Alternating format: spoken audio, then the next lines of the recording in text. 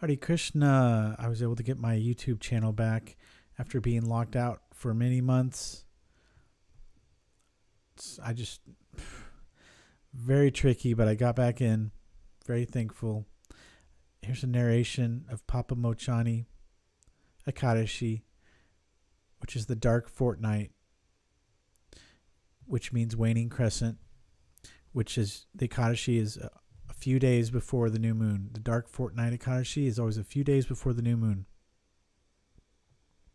This is Ekadashi number 1 in the year of our Lord Gauranga. Sri Yudhisthira Maharaj said, O Supreme Lord, I have heard from you the explanation of a Malaki Ekadashi, which occurs during the light fortnight of the month of Falguna, February-March. And now I wish to hear about the Ekadashi that occurs during the dark fortnight of the month of Chaitra, March-April. What is its name, O Lord, and what results can one attain by observing it? The Supreme Personality of Godhead, Lord Sri Krishna, replied, O best of kings, for the benefit of everyone, I shall gladly describe to you the glories of this Ekadashi, which is known as Papamochani. The history of this Ekadashi was once narrated to the Emperor Mandata by Lomasa Rishi. King Mandata addressed the Rishi, O great sage, for the benefit of all people, please tell me the name of the Ekadashi that occurs during the dark fortnight of the month of Chaitra, and please explain the process for observing it. Also, please describe the benefits one gains by observing this Ekadashi. Lomasa Rishi replied, The Ekadashi that occurs during the dark part of the month of Chaitra is named Papamochani Ekadashi. For the faithful devotee, it removes the influences of ghosts and demons.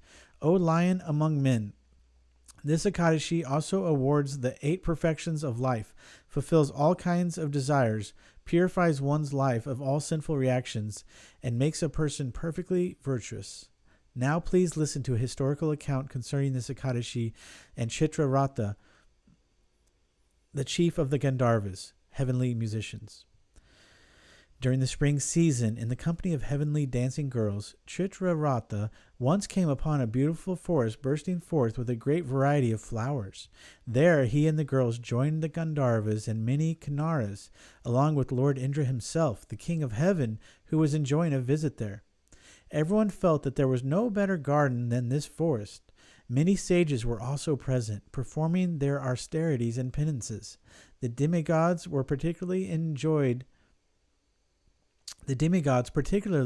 visiting this celestial garden during the months of Chaitra and Vaishakha, April to May. A great sage named Madhavi resided in that forest, and the very attractive dancing girls would always attempt to seduce him. One famous girl in particular, Manjughosha, contrived many ways to allure the exalted Muni, but out of great respect for the sage and feat of his power, which he had attained after years and years of ascetics, she would not come very close to him. At a spot 2 miles from the sage, she pitched a tent and began singing very sweetly as she played a tambura. Cupid himself became excited when he saw and heard her perform so nicely and smelled the fragrance of her sandal paste unguent. He remembered his own unfortunate experience with Lord Shiva and decided to take revenge by seducing Madhavi. See footnote number 1. Using the eyebrows of Manjughosha as a bow, her glances as a bowstring, her eyes as arrows, and her breasts as a target, Cupid approached Madhavi in order to tempt him to break his trance and his vows. In other words, Cupid engaged Manjughosha as his assistant, and when she looked at that powerful and attractive young sage, she also became agitated by lust. Seeing that he was highly intelligent and learned, wearing a clean white Brahmana's thread draped across his shoulder, holding his sannyasi's staff, and sitting handsomely in the ashram of Chayavana Rishi, Manjughosha came before him. She began to sing seductively, and the small bells of her belt and around her ankles, together with the bangles on her wrists, produced a delightful musical symphony. The sage Madhavi was enchanted.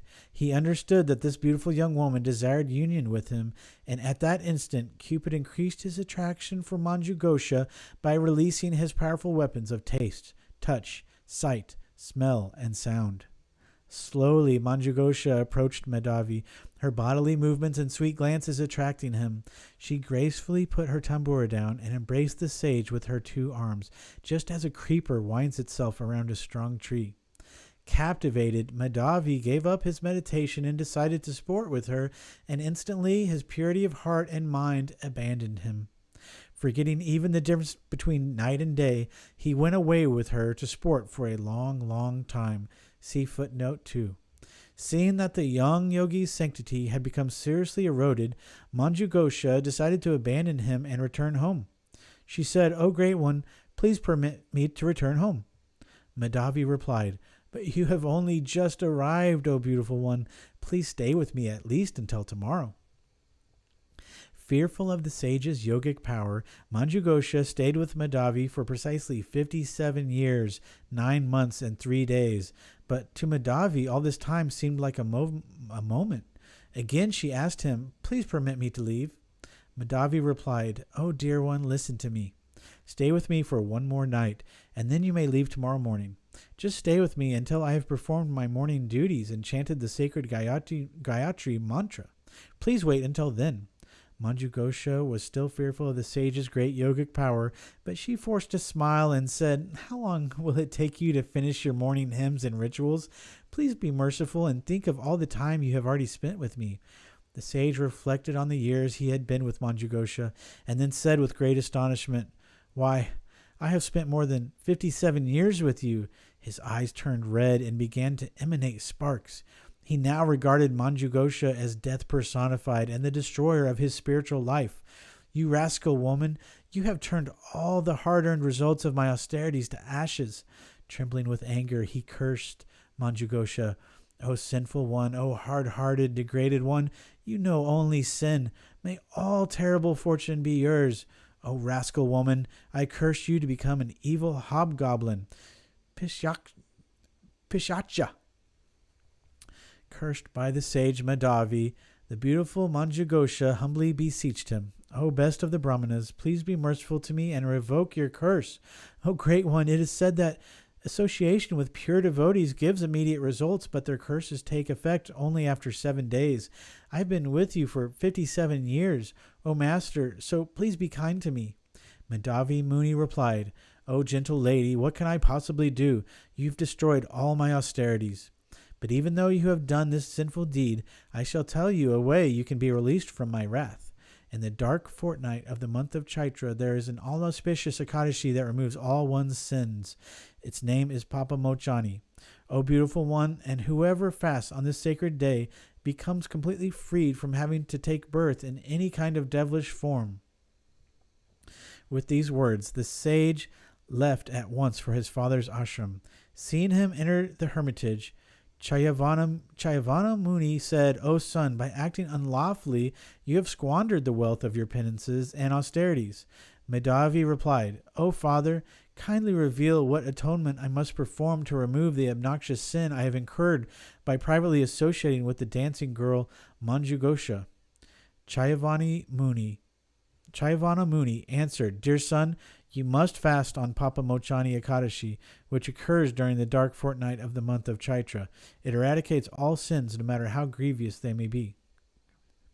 Madhavi followed his father's advice and fasted on Papamochani Ekadashi. Thus all his sins were destroyed, and he again became filled with excellent merit. Similarly, Manjughosha observed the same fast and became free of the hobgoblin curse.